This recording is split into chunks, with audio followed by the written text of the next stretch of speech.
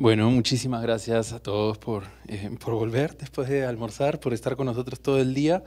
Em, Quería presentar a nuestra tercera presentación a cargo de Fernando Monreal.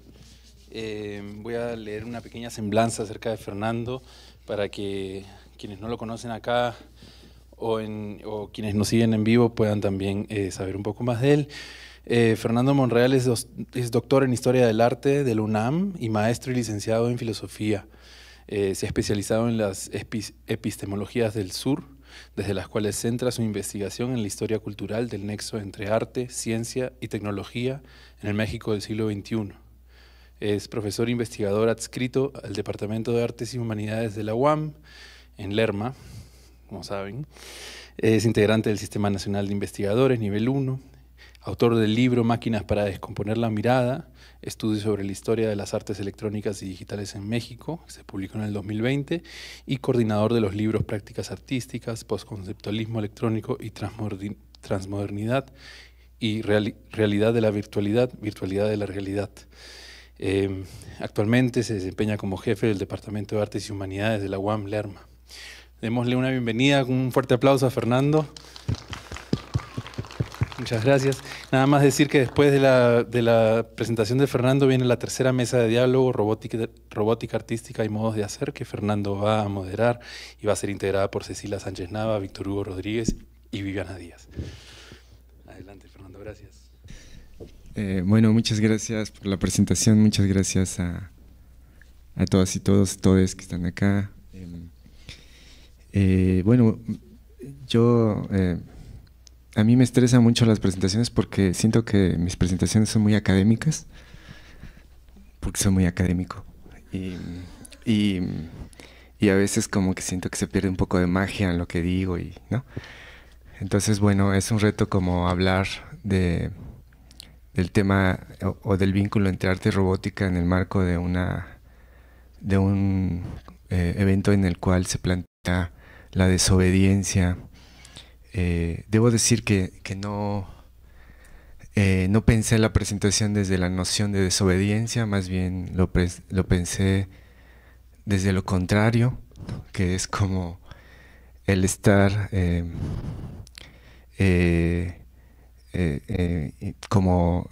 colonizados por las máquinas, como esta idea de que el capitalismo ha hecho de nosotros unas máquinas de trabajo, ¿no? Unas máquinas robotizadas, ¿no?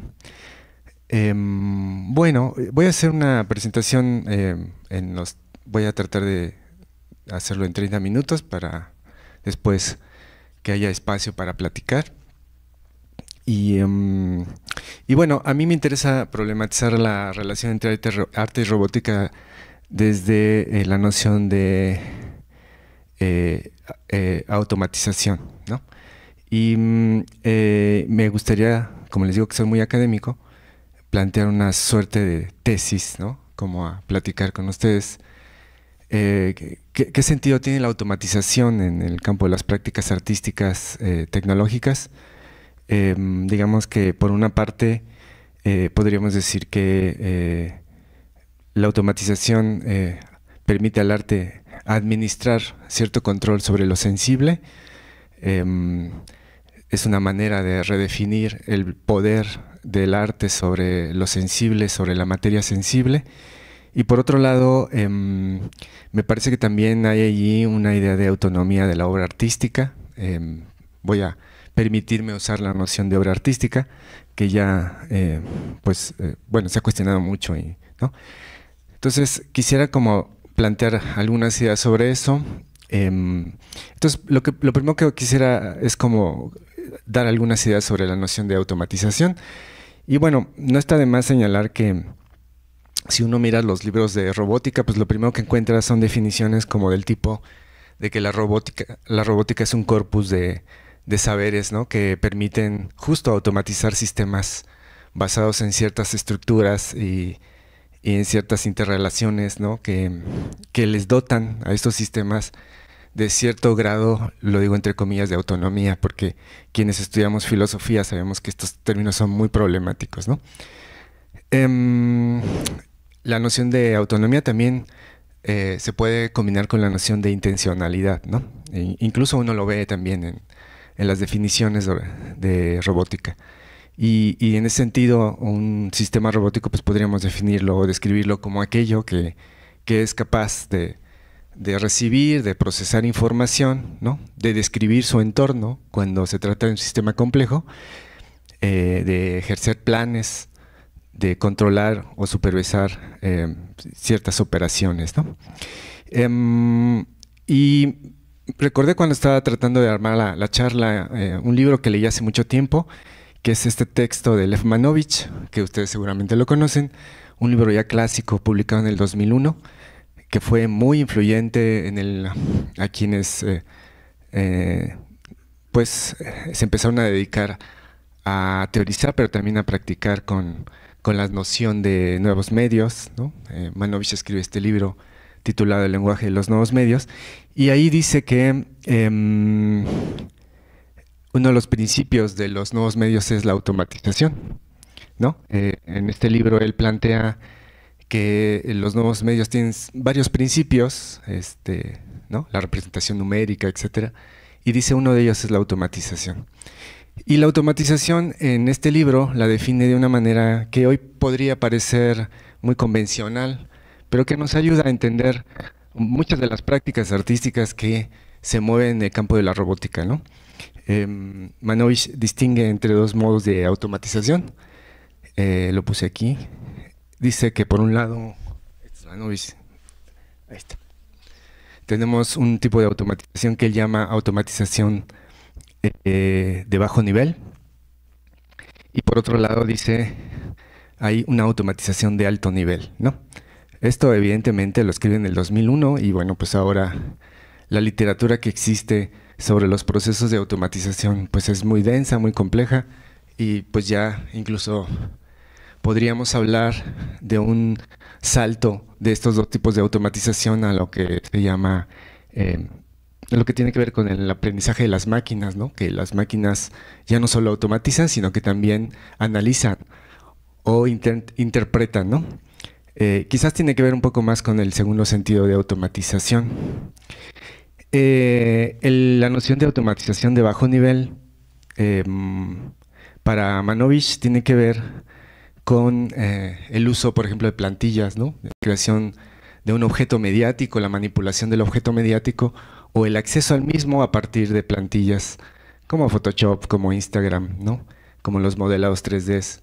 Este tipo de automatización, dice Manovich, es una automatización hasta cierto punto de lo sensible, porque evidentemente no es que directamente incida en el cuerpo o en la percepción, sino que va construyendo la materia de la percepción, ¿no? Como por ejemplo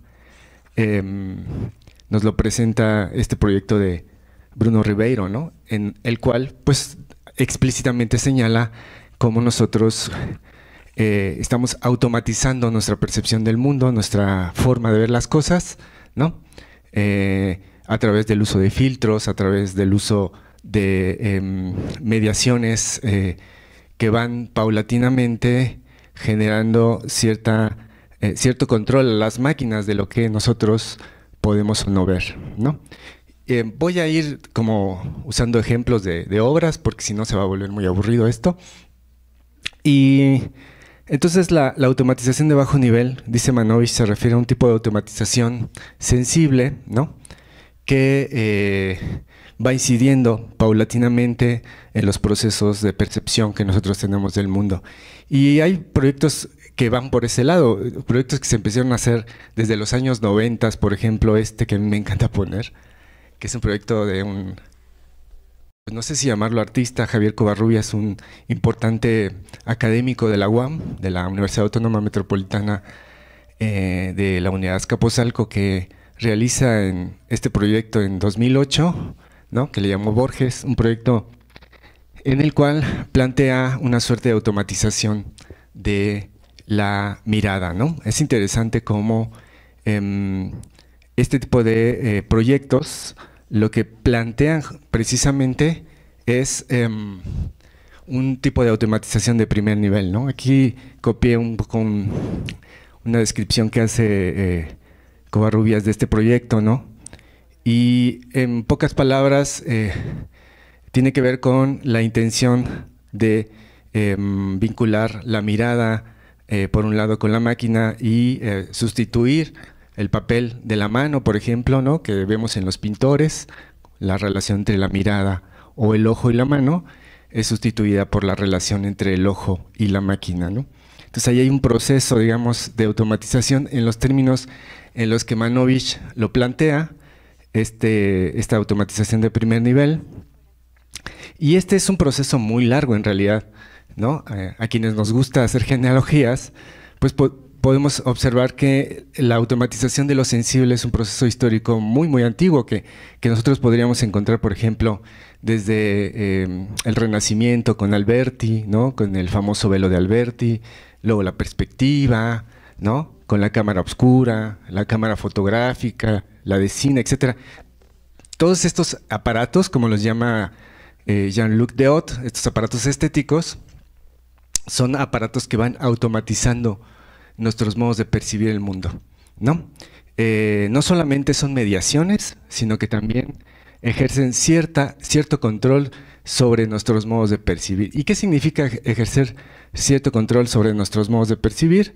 Bueno, que hay un elemento de autonomía que no depende de nosotros. Es decir, hay una afuera, una exterioridad en el proceso de percepción que no depende de nuestra percepción fisiológica, ¿no? Esta idea de automatización de primer nivel, van a ver ustedes que se ha radicalizado y se ha juntado con otra idea de automatización que el propio Manovich plantea, que es lo que él llama la automatización de segundo nivel, que podríamos poner este ejemplo también clásico de este proyecto de Cohen de 2007, en el cual pues vemos aquí un brazo robótico que está pues pintando, ¿no?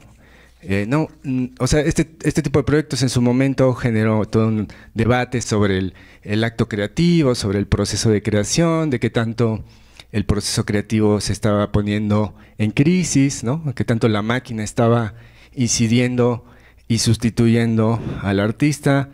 Yo creo que es un debate que ya pasó de moda y qué bueno. Pero me parece que aquí encontramos como cierta genealogía de los procesos actuales de automatización.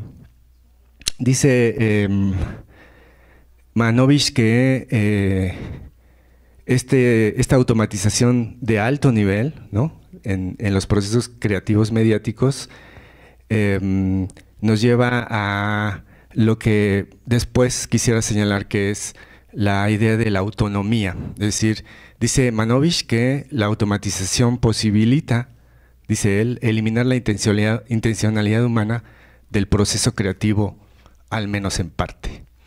Esta idea me parece que está muy en la base del arte robótico, esta idea de que las máquinas de alguna manera tienen la capacidad de cierta intencionalidad, y que esa intencionalidad pues de alguna manera también permite la eliminación de una fuerte, digamos, incidencia por parte del artista o del artista, ¿no? Es interesante cómo Manovich aquí introduce un concepto que es muy discutido en la filosofía, que es el de intencionalidad, ¿no? Intencionalidad humana.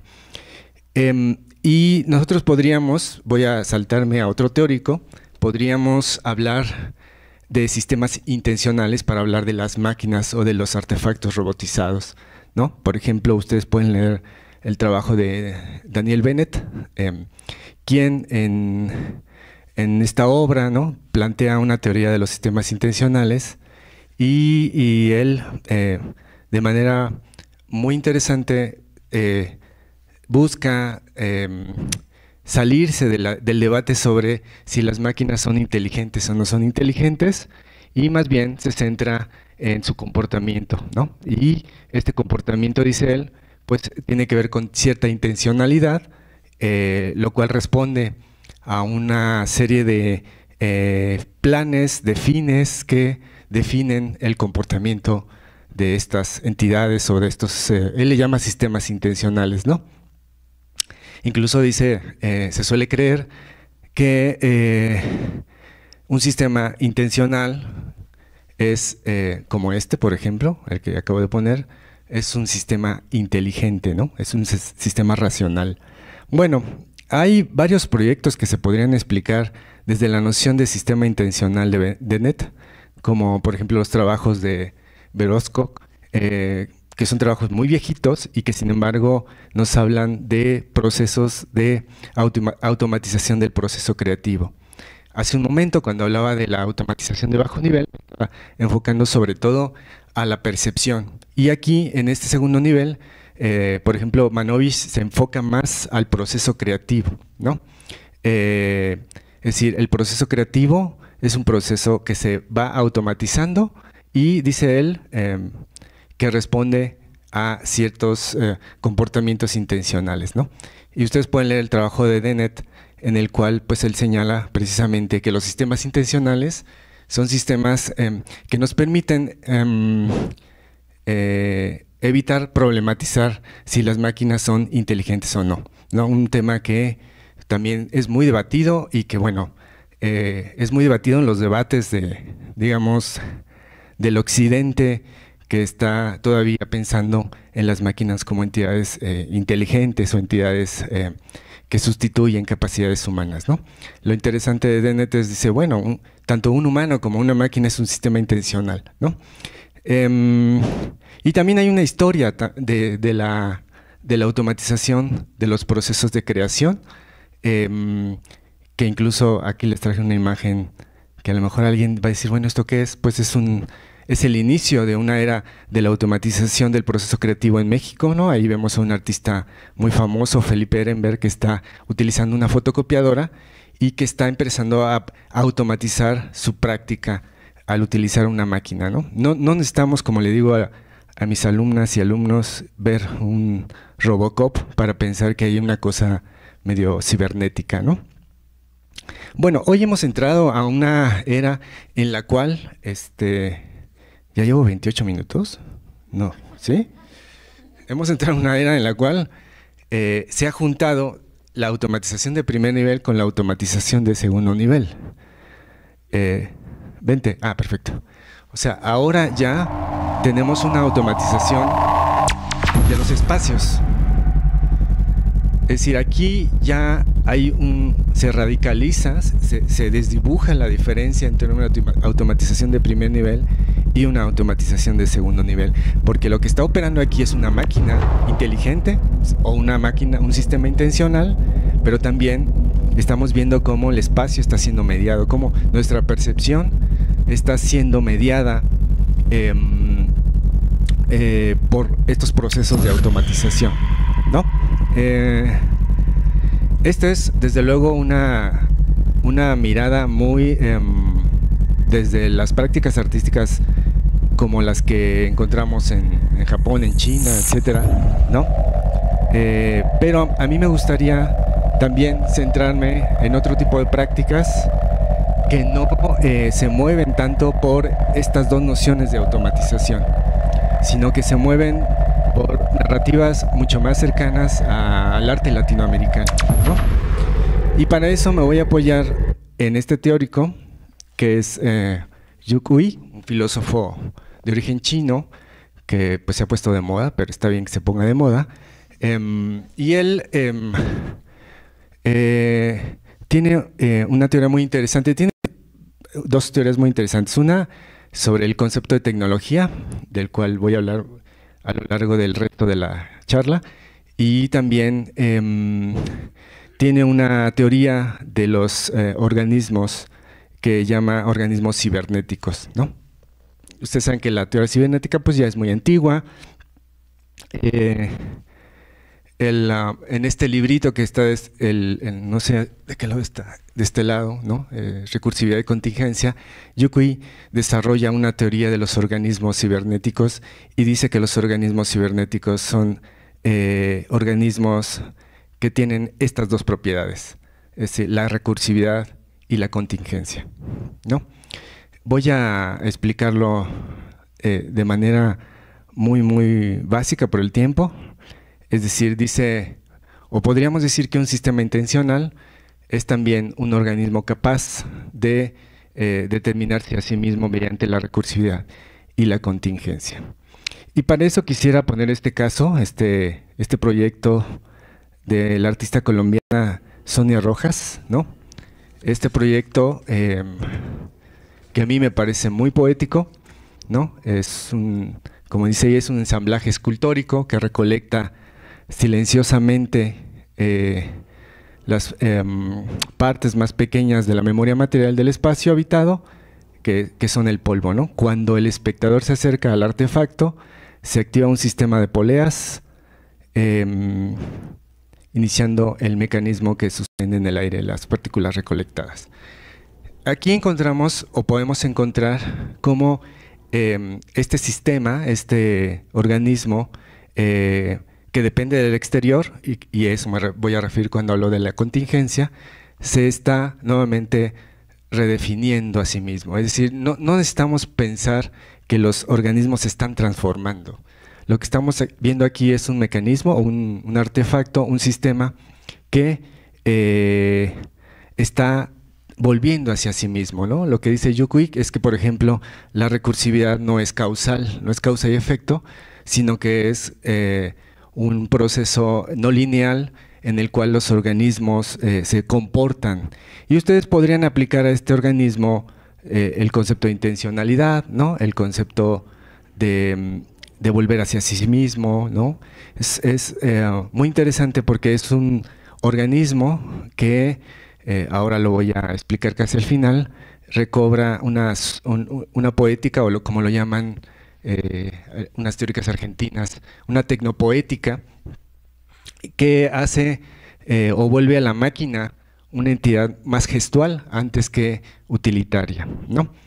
Y para explicar, por ejemplo, el segundo concepto, por el tiempo lo estoy diciendo así, bueno, esa es una foto del mismo, pero para explicar el tema de la contingencia en estos sistemas, quisiera poner este otro caso, que es el de una artista mexicana, Adriana Salazar, que se llama Máquinas Arriesgadas, ¿no? Este proyecto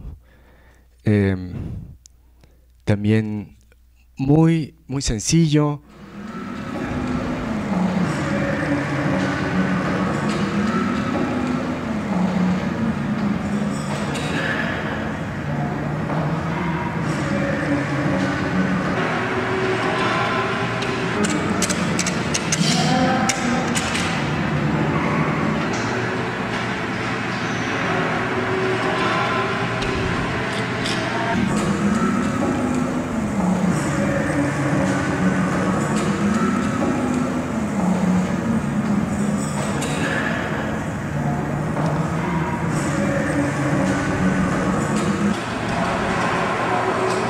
Bueno, y ahí lo que dice Adriana Salazar del proyecto dice: a través de su repetición, ¿no?